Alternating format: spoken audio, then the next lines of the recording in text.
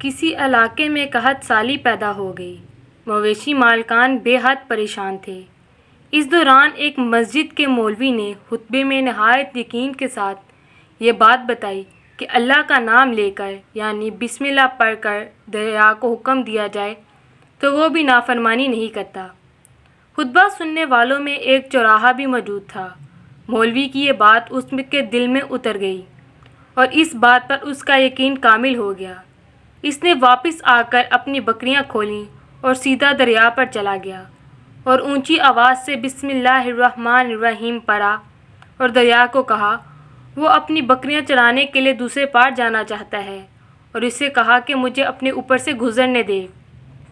یہ کہہ کر اس نے اپنی بکریوں کو لیا اور دریا پر چلتا ہوا دریا پار کر گیا۔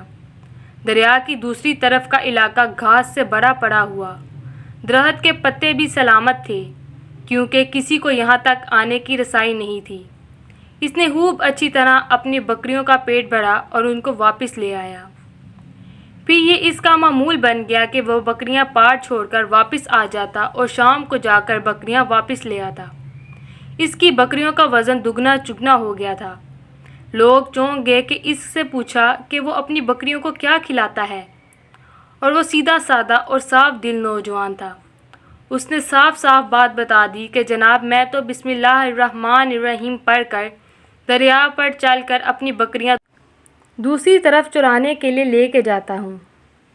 یہ بات سب نے سنی مگر کسی نے چوراہے کا یقین نہیں کیا کیونکہ یہ ناقابل یقین بات تھی، مگر بات ہوتے ہوتے مولوی صاحب کے پاس پہنچ گئی۔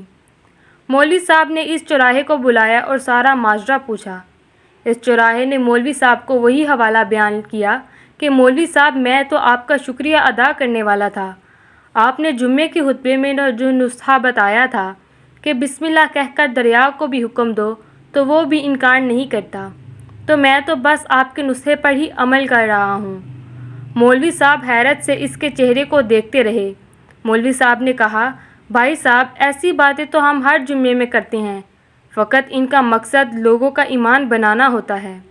مگر بکریاں والا ڈٹا رہا کہ میں تو بسم اللہ کہہ کر پانی پر چلتا ہوں اور بکریاں سمیت پانی پار کر جاتا ہوں۔ آخرکار مولوی صاحب نے صبح خود یہ تجربہ کرنے کی ٹھانی، جسے دیکھنے چوراہے سمیت پورا علاقہ آ گیا۔ مولوی صاحب نے ایک دو بار سوچا کہ انکار کر دوں کہ کہیں ڈوب نہ جاؤں، مگر وہ جو مولوی صاحب کو کندھے پر اٹھا کر لائے تھے اب بھی جوش و خروش سے اللہ اکبر کے نعرے لگا رہے تھے اور مولوی صاحب کے حق میں تعریفیں کر رہے تھے۔ آخرکار مولوی صاحب نے اپنے ڈر کو دور کرنے کے لیے ایک رسہ منگوایا۔ پہلے اسے ایک درخت کے ساتھ باندھا، پھر اپنی کمر کے ساتھ باندھا۔ ڈرتے ڈرتے ڈھیلا ڈھیلا بسم اللہ پڑھا اور دریا پر چلنا شروع ہو گئے، مگر پہلا پاؤں ہی رکھا تھا کہ پانی میں گر گئے۔ مولوی صاحب ڈبکیاں کھانے لگے اور پانی کے بہاؤ میں بہنا شروع ہو گئے۔ لوگوں نے کھینچ کر باہر نکالا۔ مولوی صاحب کی اس حرکت نے چوراہے کو پریشان کر دیا کہ مولوی صاحب کی بسم اللہ کو یہ کیا ہو گیا ہے، کیونکہ اس کا روز کا معمول تھا۔ اس کے اپنے یقین میں کوئی فرق نہ آیا۔ اس نے بسم اللہ کہہ کر بکریوں کو پانی کی طرف اشارہ کیا اور خود ان کے پیچھے چلتا ہوا پار چھوڑ کر واپس بھی آ گیا۔ لوگ اسے ولی اللہ سمجھ رہے تھے اور اس کے حق میں نعرے لگا رہے تھے، مگر وہ سب سے بے نیاز سیدھا سادہ انسان تھا۔